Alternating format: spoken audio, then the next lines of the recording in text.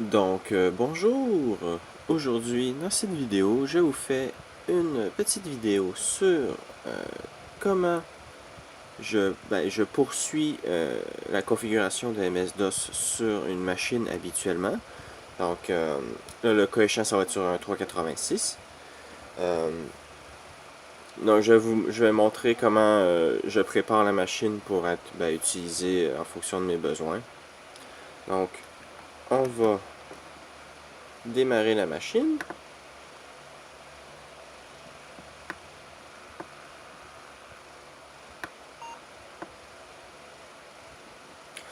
Donc là, il va avoir des petits trucs à configurer vu que la machine c'est juste une installation de base de MS-DOS. Donc, on va faire on va copier un petit truc déjà que j'ai sur une image disquette qui est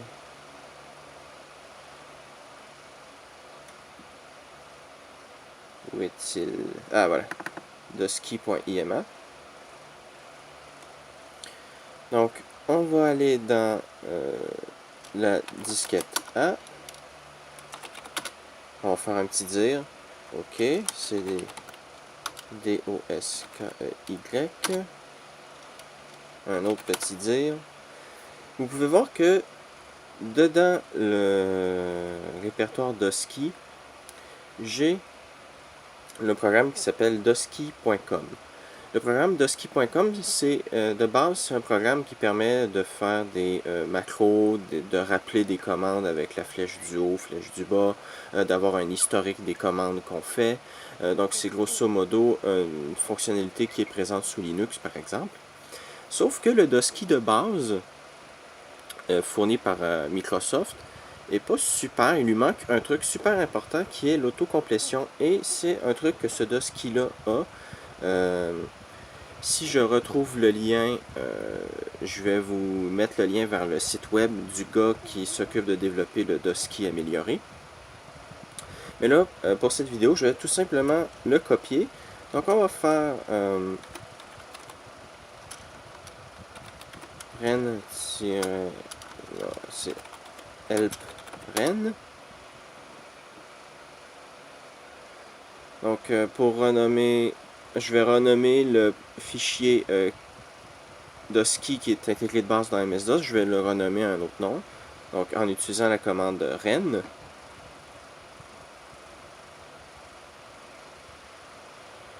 Et si on peut avoir des exemples, voilà. Donc, on va faire rnc // dos / dosky.com. On va le renommer en doska.com. Là, si je fais dire c // dos.com, vous pouvez voir que j'ai doska.com qui est juste ici, donc il a bel et bien été renommé. Donc là, maintenant, ce qu'on va faire, c'est copie comme vers c // dos. Donc Dosky a été copié. Ensuite, on va retourner sur le disque C. On va faire edit auto exec.bat. Et là, on va taper la commande suivante, c // dos / dosky.com. On enregistre, je fais CTRL-ALT supprimer. Et là, je devrais avoir Dosky qui va se charger en mémoire. Ah, il faut que j'éjecte la disquette avant. Oups. Voilà.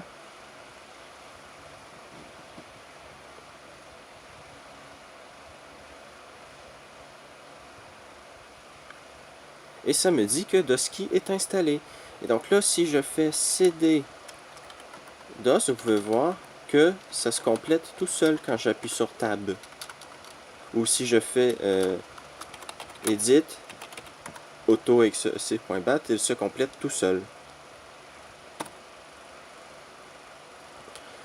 Donc là maintenant, on va rajouter un truc qui est super important pour un 386, c'est emm386.exe. Donc edit config.sys. Je vais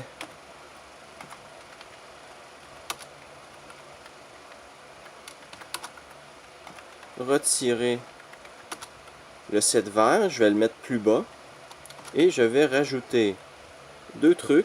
Donc déjà, on va rajouter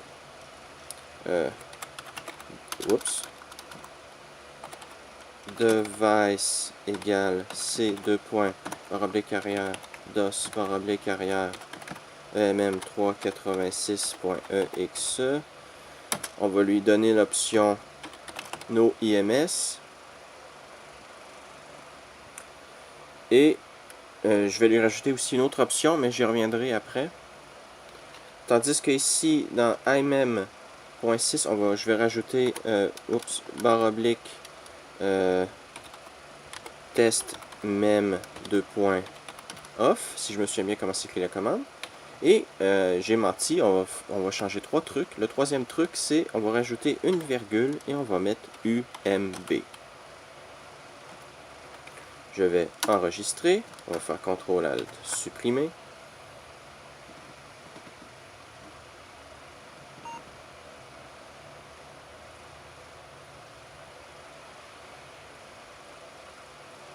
Donc là, si je fais mem/c/p,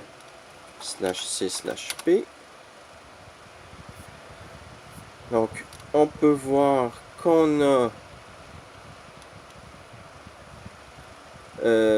la mémoire XMS et c'est tout, il n'y a pas de mémoire EMS, donc ça veut dire que ça a été bien configuré. Si je refais un CTRL-ALT supprimer, vous pouvez voir qu'il n'y a pas le test de la mémoire fait par MS-DOS. Et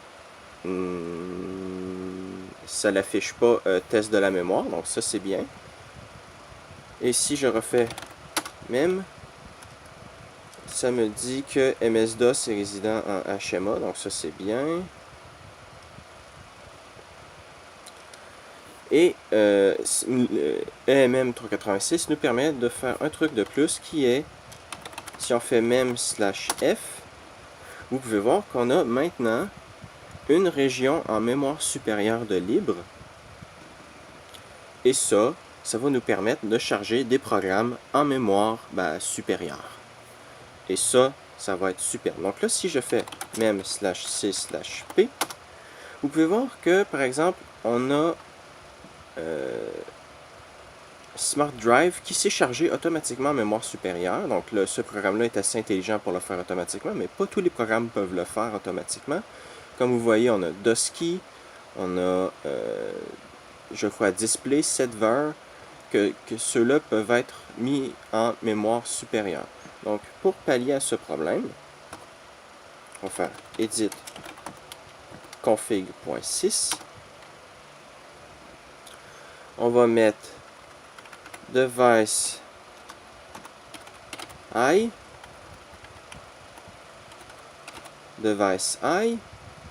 donc là, display et setver devraient être chargés en mémoire haute. On va faire enregistrer, ouvrir. On va ouvrir autoexe.bat et je vais mettre LH pour load I dosky.com. Enregistrer, CTRL-ALT, supprimer.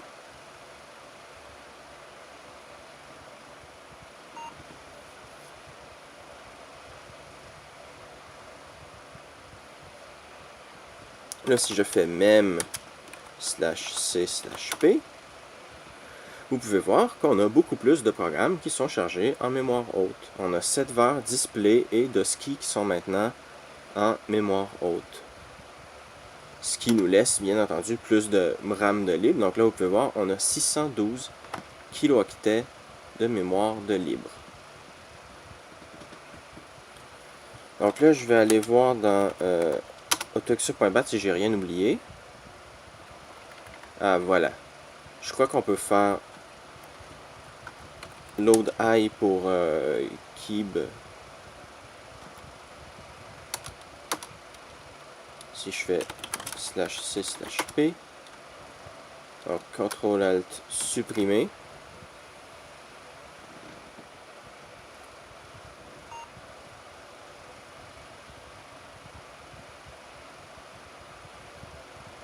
Je fais même /c/p. Vous pouvez maintenant voir que Keeb, KYB, est en mémoire supérieure et qu'on a maintenant 618 kilooctets de mémoire conventionnelle de libre, ce qui est de base une très bonne chose. Si on fait même /f, vous pouvez voir qu'on a notre région 1 qui est utilisée et qui a 101 kilooctets de libre sur un total de 155 kilooctets. Donc, ça c'est pour cette partie-ci. Ensuite, il faut rajouter, pas rajouter, mais utiliser un autre programme qui lui s'appelle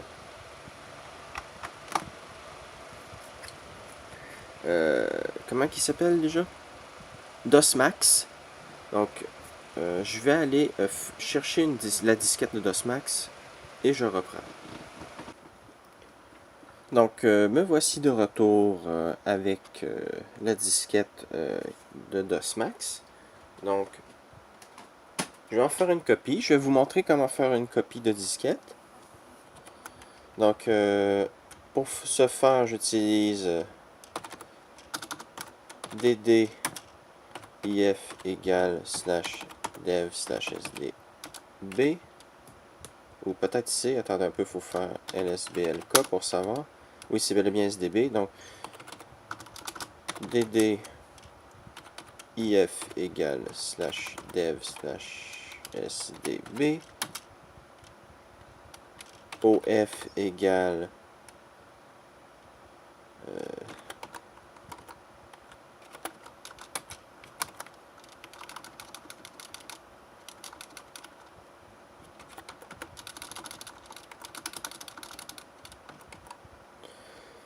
c'est dans PC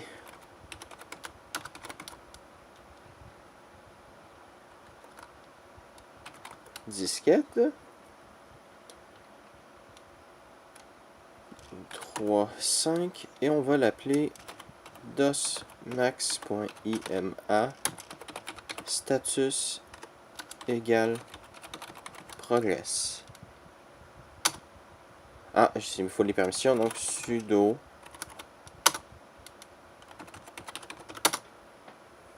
et là c'est en train de faire une copie de la disquette. Donc pendant que ça se fait, je vais vous expliquer un peu ce qu'est DOSMax.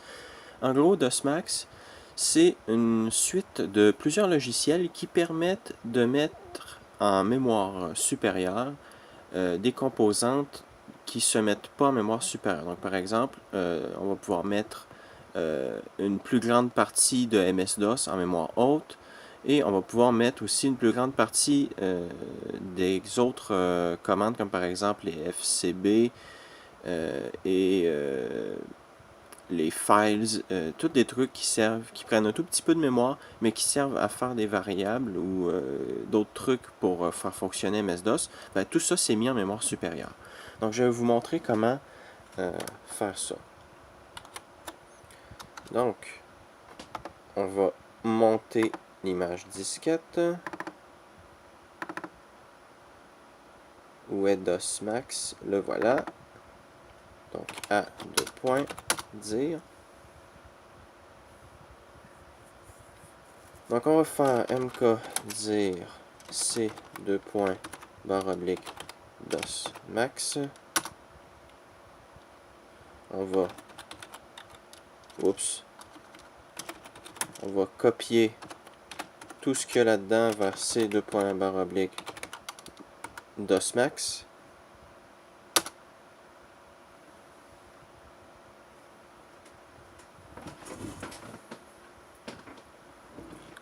Maintenant que ça c'est fait, on retourne sur C.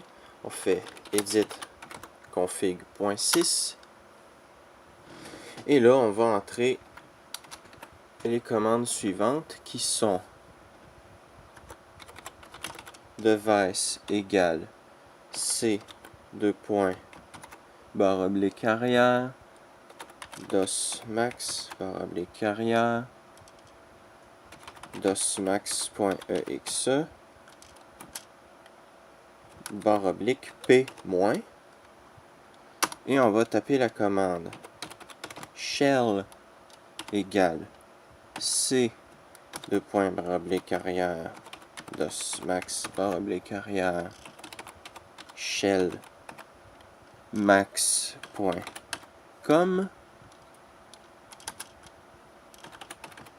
commande.com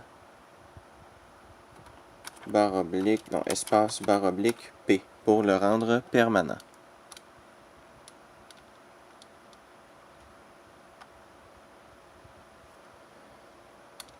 Et je crois que c'est tout. Donc on va faire enregistrer, CTRL-ALT, supprimer.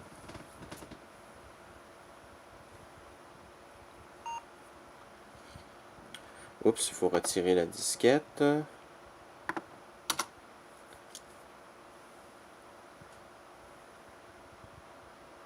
Donc là, vous pouvez voir, hop, que les trucs ont été bougés. Donc on a les files, les FCB, les walk buffer, les last drive, stacks, install.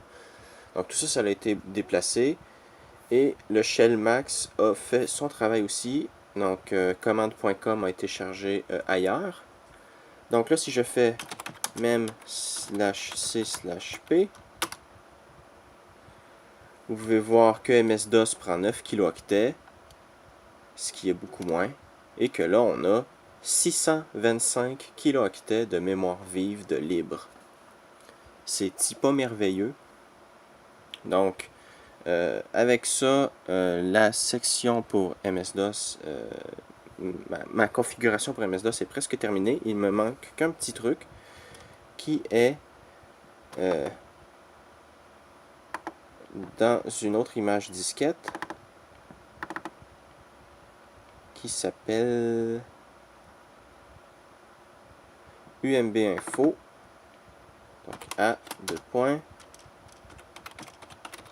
UMB info. Donc c'est un programme en allemand, mais pas besoin de comprendre l'allemand pour savoir ce qu'il faut faire. Donc là, ce qu'on va faire, c'est qu'on va prendre en note les endroits où c'est inscrit FREI. Donc FREI. Donc on va les prendre en note. Donc F0 à F7 FF est libre.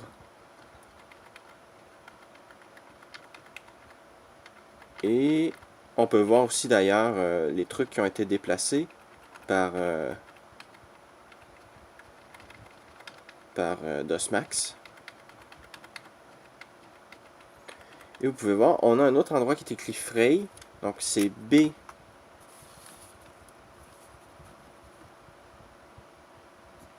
B000 à B7FF.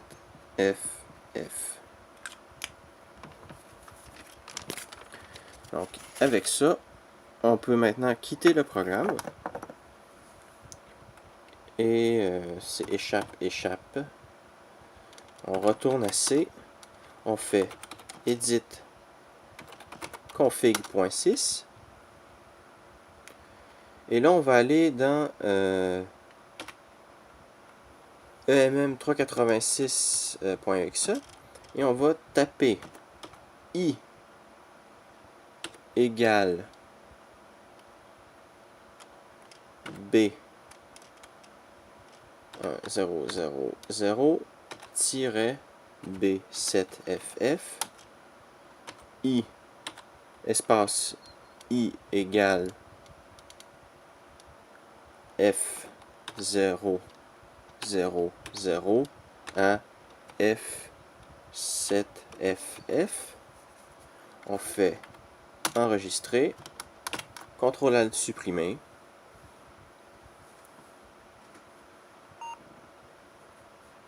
Oh, j'ai encore oublié d'éjecter la disquette.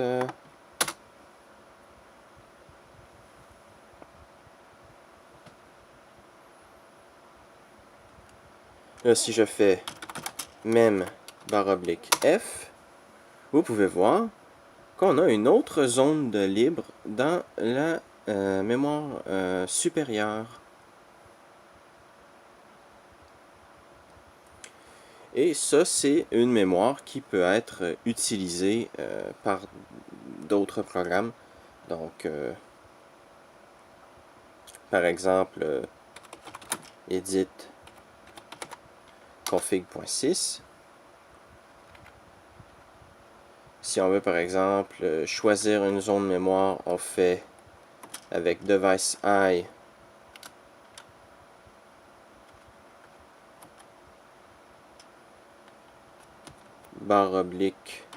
/L 2.1.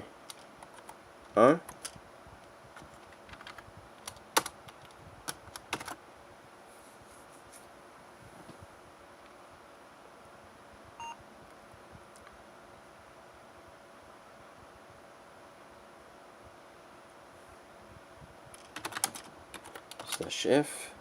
Vous pouvez voir que la région 1 a moins de place de libre. Donc, j'ai chargé un programme dans la région 1 avec la commande /L 2. Le nom de la région.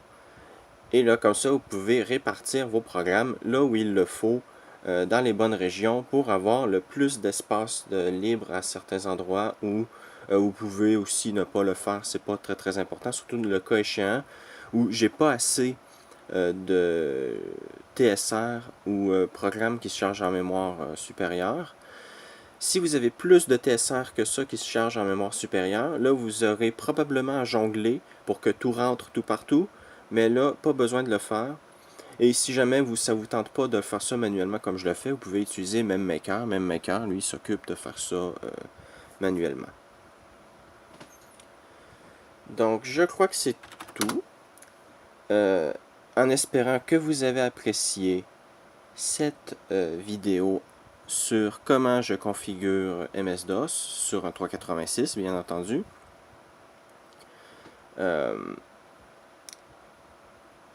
S'il y a parfois d'autres trucs différents en fonction de la machine que j'utilise. Donc là, ça c'est pour une machine 386 SX tout à fait banale. Donc, il manque certains trucs. Comme par exemple dans le 386 que j'ai avec du SCSI, ben, j'ai un TSR en surplus à charger pour le SCSI. Mais pour cette machine-là, j'en ai pas de besoin. Donc voilà. En espérant que vous avez apprécié ma configuration de base de MS-DOS. Et à la prochaine.